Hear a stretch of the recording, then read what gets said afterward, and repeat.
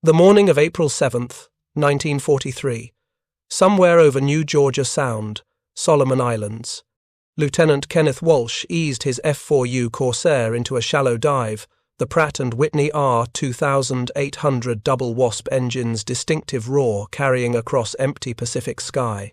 3,000 feet below, a formation of Japanese Zeros maneuvered in lazy circles, their pilots confident in the aircraft that had terrorized Allied aviators for nearly 2 years. Walsh checked his gun sight one final time, his thumb resting lightly on the trigger. 6 Browning M250 caliber machine guns waited in his wings, loaded with armor-piercing incendiary rounds. The mathematics of aerial gunnery were about to shift in ways that would transform American fighter tactics for the remainder of the war. The Zero pilots expected what every Japanese aviator had learned to expect from American fighters since 1941. A high-speed diving attack from above, perhaps a brief burst of gunfire, then the enemy climbing away to safety before the nimble Zero could turn to engage. It was the only tactic that worked against aircraft that could turn inside anything the Americans flew, that could climb faster than almost any Allied fighter, that had embarrassed even the legendary Spitfire in turning combat over Ceylon the previous year. But Walsh was not going to dive past and climb away. He was going to do something different. If you're enjoying this deep dive into the story, hit the subscribe button and let us know in the comments from where in the world you are watching from today. He rolled his Corsair 30 degrees to the right, adjusted his angle of attack, and opened fire at a deflection angle of 20 degrees. The 6 machine guns hammered, their combined rate of fire exceeding 5,000 rounds per minute. The lead Zero, caught in a turn it could not abandon, flew directly into the stream of bullets. Walsh had placed not where the aircraft was, but where it would be when the projectiles arrived. The Japanese fighter disintegrated, its unarmored fuel tanks igniting instantly. Walsh did not follow his victim down. He was already pulling lead on the second Zero, computing the deflection angle instinctively, firing another precisely aimed burst at 20 degrees deflection, another kill. The third Zero pilot, finally recognizing the danger, attempted to turn away. Too late, Walsh had already adjusted his aim, leading the target by the exact amount required, and fired again. 3 Zeros destroyed in less than 90 seconds, all from deflection shots that conventional fighter doctrine said were nearly impossible to execute with fixed gun sights. By the time Marine Fighter Squadron VMF-124 rotated back to the United States in October 1943, its pilots had achieved something unprecedented in the Pacific Air War. They had not merely survived encounters with the vaunted Zero, they had systematically destroyed Japanese aircraft at ratios that defied previous combat experience.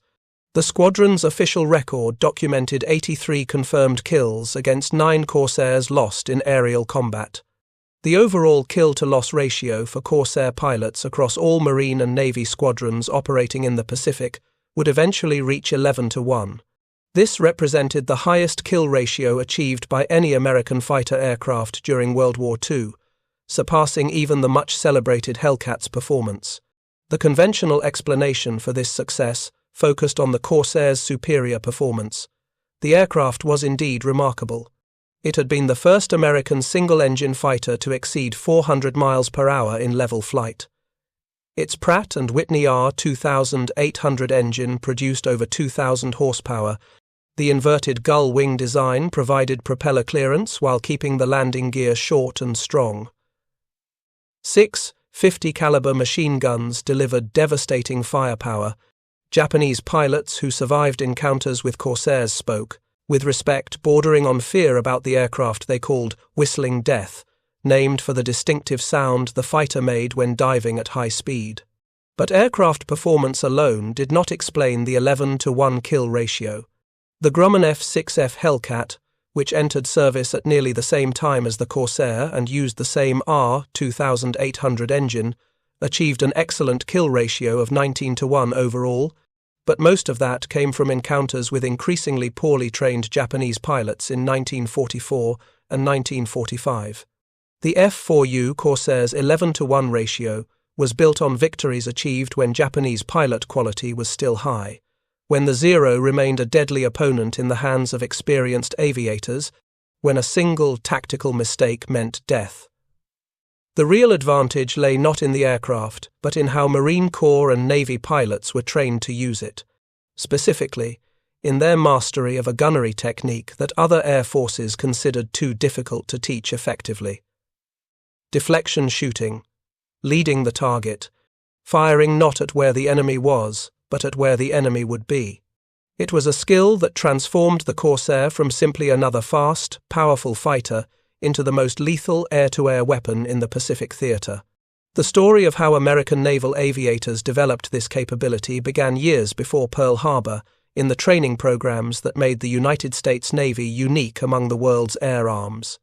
In 1939, the U.S. Navy was the only major air force systematically teaching deflection shooting to its fighter pilots. The Luftwaffe did not teach it. The Royal Air Force did not teach it. The Regia Aeronautica did not teach it. The Imperial Japanese Army Air Service and Imperial Japanese Naval Air Service did not teach it.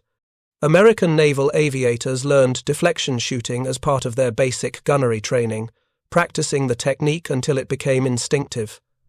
The Navy's commitment to deflection shooting was rooted in practical experience from World War I, when American pilots flying with French and British units discovered that most aerial combat kills occurred not from tail chase attacks, but from deflection shots during turning engagements. A pilot who could calculate lead angles rapidly and fire accurately while maneuvering had an enormous advantage over opponents who were trained only to shoot at stationary targets or to fire from directly behind an enemy aircraft. Teaching deflection shooting was extraordinarily difficult. It required pilots to solve complex three-dimensional geometry problems instantaneously while flying their aircraft under combat stress. The pilot had to estimate the target's speed, distance, and angle of movement. He had to calculate his own aircraft's speed and the ballistic characteristics of his ammunition. He had to determine where to aim so that bullets fired now would intersect with the target aircraft's future position. All of this had to happen in seconds, often while the pilot was pulling high-G maneuvers that impaired his vision and cognitive function. Most air forces concluded that deflection shooting was too hard to teach to average pilots. Instead, they focused on simpler techniques, getting behind the enemy and shooting at his tail, making high-speed diving attacks and climbing away before the enemy could respond. These tactics worked adequately against bombers or inferior fighters, but they proved dangerously ineffective against maneuverable aircraft like the Zero. The U.S. Navy took a different approach. They recognized that deflection shooting was difficult, but they also recognized that it was teachable through proper training methods. The training began with clay pigeon shooting. Every U.S. Navy fighter training base maintained skeet and trap ranges. Student pilots spent hours shooting at flying clay targets with shotguns, learning the fundamental principle of leading a moving target. The skill transferred remarkably well to aerial gunnery. A pilot who could instinctively lead a clay pigeon could learn to lead an aircraft. Advanced training used aircraft towing target sleeves, basically large windsock-style targets pulled behind modified bombers. Student pilots practiced deflection shots from various angles, typically starting their attack runs at 30 degrees deflection. To prevent students from shooting down the tow aircraft, direct tail chase attacks were prohibited. This restriction forced students to practice deflection shooting exclusively. Scoring was accomplished through bullets loaded with colored dye. Each student's ammunition was marked with a different color, allowing instructors to count hits precisely after each practice session. The training was intensive and continuous. Student pilots fired thousands of practice rounds before they were certified as combat ready. The Navy's pre-war training program was smaller than those of other nations, producing fewer pilots annually, but the pilots it produced were superbly trained in the full range of gunnery techniques, including high deflection shooting. When the United States entered World War II in December 1941, this training differential became immediately apparent. During the early battles in the Pacific, despite flying inferior aircraft, Navy and Marine pilots achieved respectable results against the superior Zero through superior gunnery and tactics. Lieutenant Commander John Thach's development of the Thach Weave defensive maneuver relied explicitly on deflection shooting capability. The tactic worked by positioning two wildcats so that when a Zero pursued one, the other wildcat could fire a deflection shot across the Zero's flight path. But the real advantage would emerge only when American pilots received aircraft capable of fully exploiting their gunnery training. The Grumman F4F Wildcat was too slow. The Bell P-39 Cobra lacked high-altitude performance. The Curtiss P-40 Warhawk was outclassed in almost every category by the Zero. American pilots needed a fighter that could engage the Zero on more equal terms, allowing their superior gunnery skills to determine the outcome of combat. The F4U Corsair, when it entered combat in February 1943, provided exactly those capabilities. It was faster than the Zero in level flight and dramatically faster in a dive. It could outroll the Zero at high speeds. It was far more durable, with armor protection and self-sealing fuel tanks that allowed it to absorb damage that would destroy a Zero. And it carried 6 50-caliber machine guns with abundant ammunition, providing sustained firepower that the Zero's limited cannon ammunition could not match. Most importantly, the Corsair's performance characteristics matched perfectly with deflection shooting tactics. The aircraft was fast enough to choose when to engage and when to disengage. It could maintain high speeds during maneuvering combat, crucial for executing precise deflection shots. The heavy firepower meant that even brief firing opportunities were lethal if the pilot's aim was accurate. The Corsair transformed deflection shooting from a useful auxiliary technique into the primary method of achieving kills. The 1st Marine Corsair Squadron, VMF 124, arrived at Henderson Field on Guadalcanal on February 12, 1943. 2 days later, they flew their first combat mission, escorting B-24 Liberators on a raid against a Japanese airfield at Kahili, Papua New Guinea. The mission did not go well. Japanese Zeros intercepted the formation, and in the confused dogfight that followed, the Americans lost 2 Corsairs, 2 P-38 Lightnings, 2 P-40 Warhawks, and 2 B-24 bombers. The Marines learned that the Corsair's advantages in speed and firepower meant nothing if pilots fought the Zero on the Zero's terms, engaging in slow-speed turning dogfights where the Japanese aircraft's superior maneuverability was decisive. But the Marine pilots adapted quickly. They had been trained in deflection shooting since their initial flight training.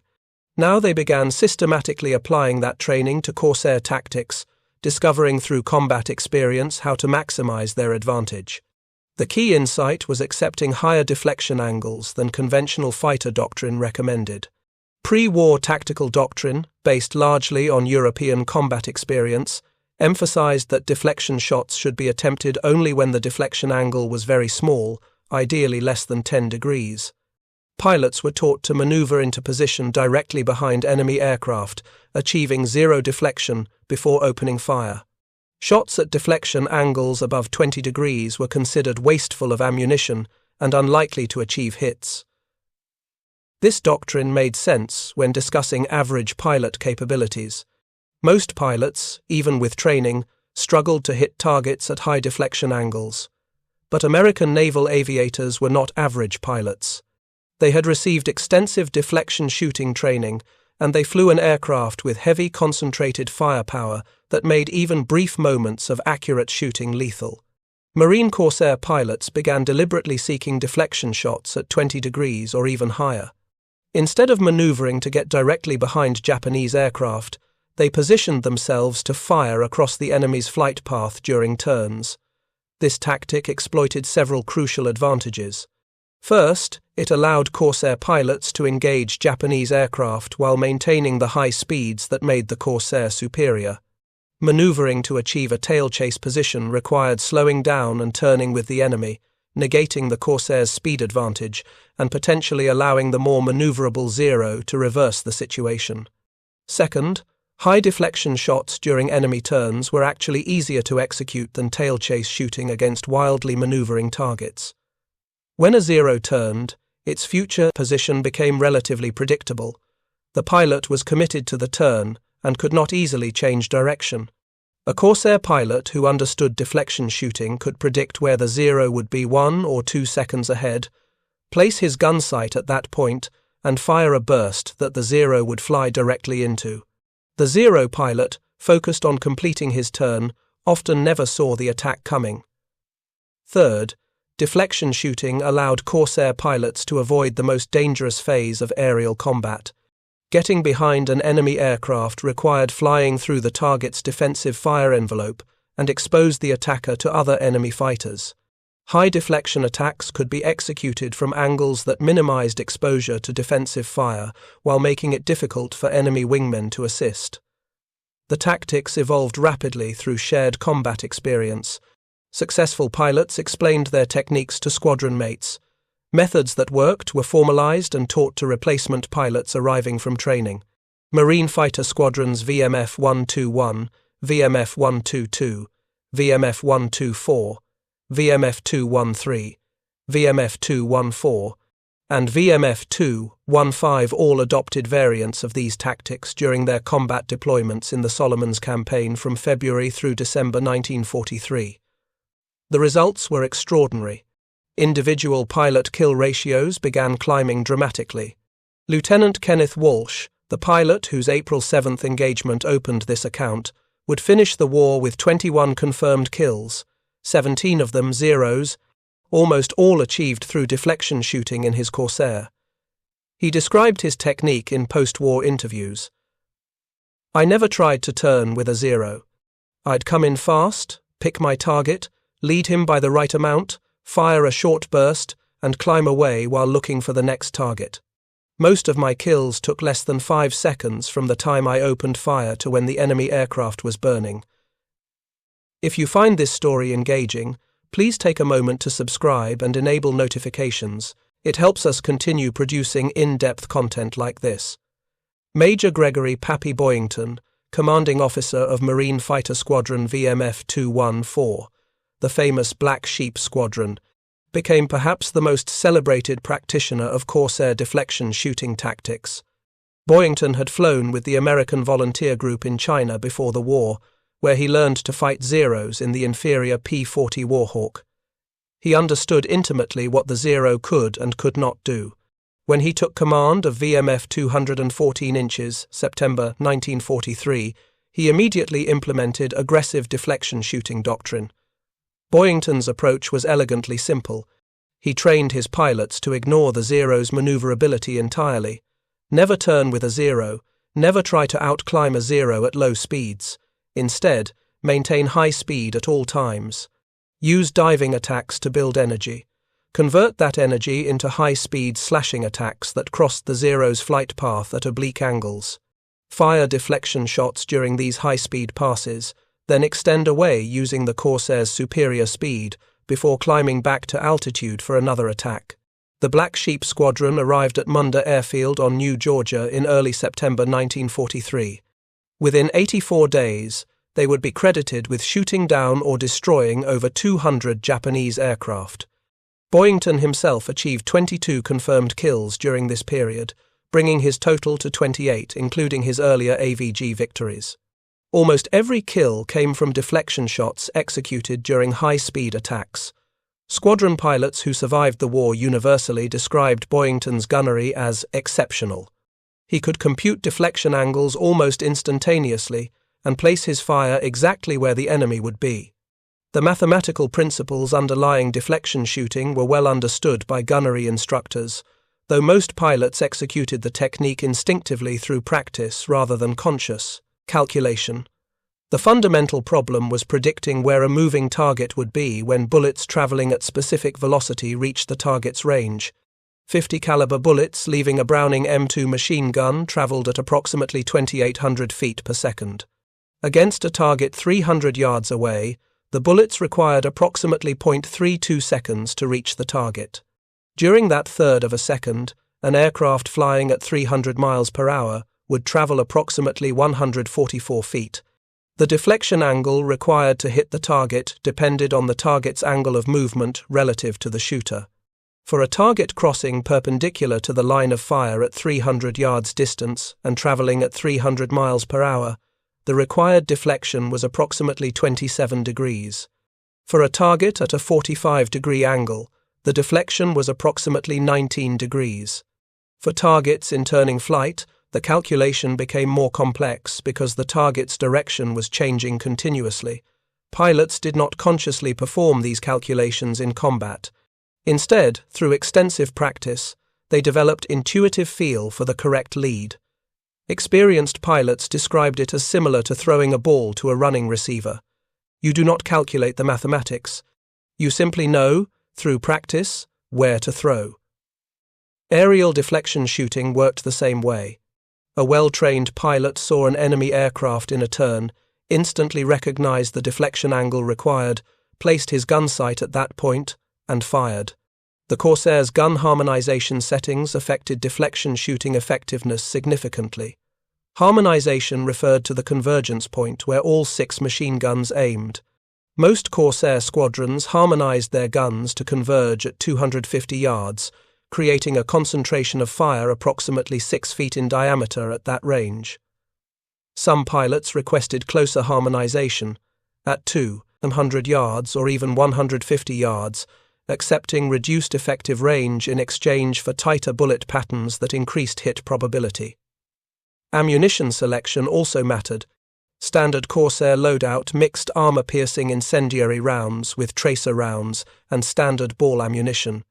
The armor-piercing incendiary rounds, designated API, contained a small explosive charge that detonated on impact, increasing damage effect. Tracer rounds allowed pilots to observe their bullet stream and adjust aim, crucial for confirming that deflection calculations were correct. Most squadrons loaded approximately 1 tracer round for every 5 regular rounds. The psychological dimension of deflection shooting proved as important as the technical aspects.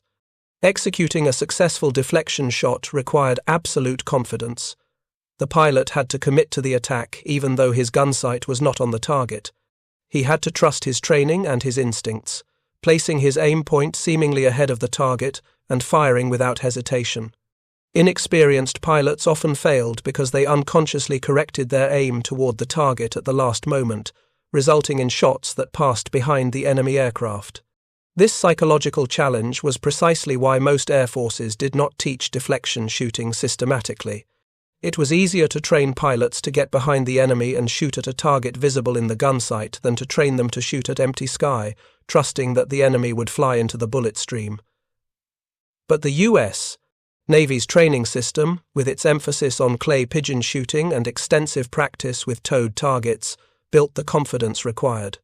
By the time a Navy or Marine pilot reached a combat squadron, he had successfully executed hundreds of deflection shots in training. The technique felt natural. Japanese pilots initially struggled to understand what was happening. Their tactical doctrine, developed through combat experience in China and during the early Pacific battles, emphasized individual aircraft performance and pilot skill in turning dogfights. Japanese fighter pilots were trained to use their aircraft's superior maneuverability to get into position for killing shots. The sudden appearance of American fighters that refused to turn and instead made slashing attacks from unexpected angles was confusing and demoralizing. Japanese after-action reports from mid-1943 began noting a concerning trend. American fighters, particularly the new Corsair, were achieving kills without ever entering turning combat. Japanese pilots would see an enemy fighter diving from high altitude, then suddenly their wingman's aircraft would explode. The attacking fighter would be gone before the Japanese pilots could react, climbing back to altitude or extending away at speeds the Zero could not match. The attacks seemed to come from impossible angles, with American pilots firing when they were not even pointed at their targets. Some experienced Japanese pilots recognized what was happening and attempted to adapt. They tried to avoid predictable flight patterns, particularly steady turns that made deflection shooting easier. They attempted to coordinate defensive maneuvers between wingmen, hoping that unpredictable movements would make deflection calculations impossible.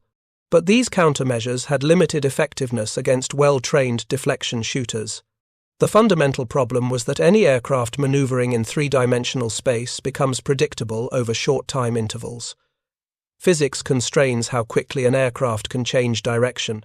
During a turn, the aircraft follows a curved path that can be predicted 1 or 2 seconds ahead with reasonable accuracy. Skilled deflection shooters needed only that 1 or 2 second prediction window to achieve kills. The deteriorating quality of Japanese pilot training after mid-1943 made the situation worse. Japan's pre-war pilot training system had been extraordinarily rigorous, producing small numbers of exceptionally skilled aviators. But combat attrition destroyed this cadre of experienced pilots faster than the training system could replace them. By late 1943, newly graduated Japanese pilots received abbreviated training and were rushed to combat units where they faced American pilots with superior training and superior aircraft.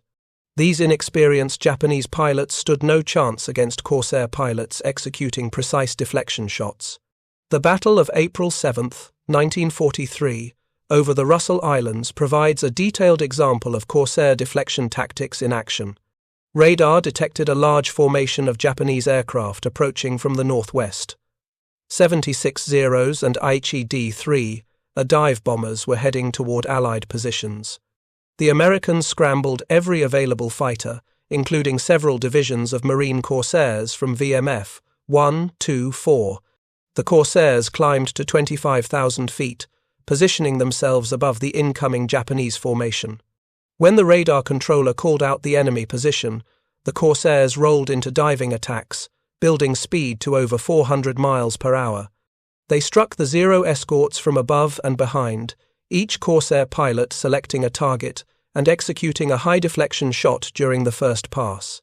Lieutenant James Swett, flying his F4U Corsair, picked out a group of Zeros flying defensive circles around the bomber formation.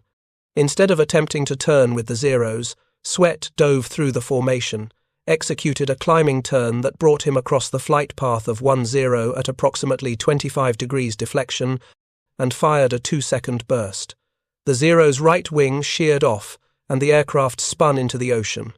Swett continued his climbing turn, building altitude while maintaining high speed, then reversed and made another diving attack against a second Zero, this time at approximately 30 degrees deflection. Another kill. He repeated this pattern, making slashing attacks that crossed enemy flight paths at high deflection angles, until his ammunition was exhausted. In approximately 15 minutes of combat, Swett shot down 7 aircraft, a feat that earned him the Medal of Honor. The battle demonstrated conclusively that Corsair deflection tactics could dominate Japanese formations even when outnumbered. The Americans shot down at least 12 Japanese aircraft, possibly more, while losing only 1 Corsair. The Japanese abandoned their attack and retreated, having failed to reach their targets. Similar engagements throughout the spring and summer of 1943 established Corsair air superiority over the Solomons. The tactical revolution extended beyond individual combat technique. American fighter doctrine began incorporating deflection shooting into formation tactics. The standard 4-plane division, organized in 2-plane sections, positioned aircraft to enable mutual support through deflection shots. When an enemy fighter attacked one aircraft, that pilot's wingman could execute a deflection shot across the enemy's attack path without needing to maneuver into a tail chase position. This tactic proved devastatingly effective because it exploited the fundamental vulnerability of any attacking aircraft. An aircraft making an attack is committed to its flight path temporarily. The pilot is focused on his target and his firing solution. He is flying predictably, making himself an ideal target for deflection shooting. American formations used this principle systematically, deliberately allowing enemy aircraft to attack one element while the supporting element executed high-deflection counterattacks. The Japanese had no effective counter. Their formation tactics emphasized individual pilot initiative and aggressive attacks rather than coordinated mutual support. Japanese pilots would often pursue individual targets without regard for their wingmen or for threats from other angles. This worked adequately against poorly trained opponents or inferior aircraft, but against Corsair formations employing disciplined deflection tactics, it was suicidal. By late 1943, Japanese air units operating in the Solomons faced a crisis. Their loss rates were unsustainable. Missions that previously would have been expected to lose perhaps 10% of participating aircraft were now losing 30% or more. Experienced pilots who survived early encounters reported that American tactics had changed fundamentally, that the Americans were no longer fighting in ways that allowed Japanese maneuverability advantages to matter. Japanese naval air staff studied the problem extensively. They correctly identified that American deflection shooting capability was the core issue, but they had no solution. Implementing a similar training program would have required time, resources, and industrial capacity that Japan no longer possessed. The carrier battles of 1942 had destroyed Japan's pool of experienced naval aviators. The remaining pilots were too inexperienced to master advanced gunnery techniques while simultaneously learning basic flight and combat skills. Japan's response was to accelerate production of fighters with improved performance, hoping that better aircraft could compensate for inferior tactics and training. The Kawanishi N-1KJ Shiden, the Mitsubishi J-2M Raiden, and later the Kawanishi N-1K2J Shiden Kai all represented attempts to match American fighter performance. But these aircraft arrived too late and in too few numbers to affect the air war's outcome. Moreover, they were flown by increasingly inexperienced pilots who could not exploit their aircraft's capabilities against American pilots, executing deflection shots with precision. The Battle of the Philippine Sea in June 1944, remembered as the Great Marianas Turkey Shoot, demonstrated the Great Marianas Turkey Shoot, cumulative effect of American training and tactical advantages. Over 500 Japanese aircraft attacked American carrier task forces. American fighters, including both Corsairs and Hellcats flown by pilots trained in deflection shooting, destroyed approximately 350 Japanese aircraft in a single day. American losses were minimal. Japanese pilots, many with less than 100 hours of flight training, stood no chance against American aviators who had mastered the most difficult gunnery technique in aerial combat. The 11-to-1 kill ratio achieved by Corsair pilots across all Pacific combat operations from 1943 through 1945 reflected multiple factors. The Corsair was an excellent aircraft with superior performance characteristics. American industrial capacity provided abundant aircraft, fuel, and ammunition, allowing intensive training and operational tempo that Japan could not match. But at the tactical level, in the individual engagements that determined who lived and who died, the critical factor was deflection shooting capability. A Marine Corsair pilot engaging a Japanese Zero in mid-1943 faced an opponent flying a more maneuverable aircraft, often piloted by an experienced, skilled aviator. But the American pilot had advantages that mattered more than aircraft performance. He had received hundreds of hours of gunnery training. He had practiced deflection shooting until the technique became instinctive. He understood how to use his aircraft's speed and firepower to create attack opportunities that exploited his gunnery skills, while negating his opponent's maneuverability advantages. When that Corsair pilot rolled into an attack and fired a burst at 20 degrees deflection, placing his bullets where the Zero would be rather than where it was, he was executing a technique that represented years of institutional development and personal training. The Zero pilot, no matter how brave or skilled, had not received equivalent training. He could not execute equivalent techniques. When the two aircraft met in combat, superior training and superior tactics determined the outcome more decisively than aircraft performance specifications. The Germans, fighting in the European theatre, developed some pilots with exceptional deflection shooting skills.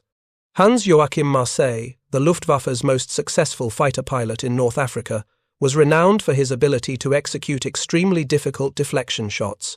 But Marseille's skill was individual genius rather than systematic training. The Luftwaffe produced one Marseille, the US. Navy produced thousands of pilots with similar deflection shooting capabilities because they systematically trained every pilot in the technique. Thank you for watching. For more detailed historical breakdowns, check out the other videos on your screen now and don't forget to subscribe.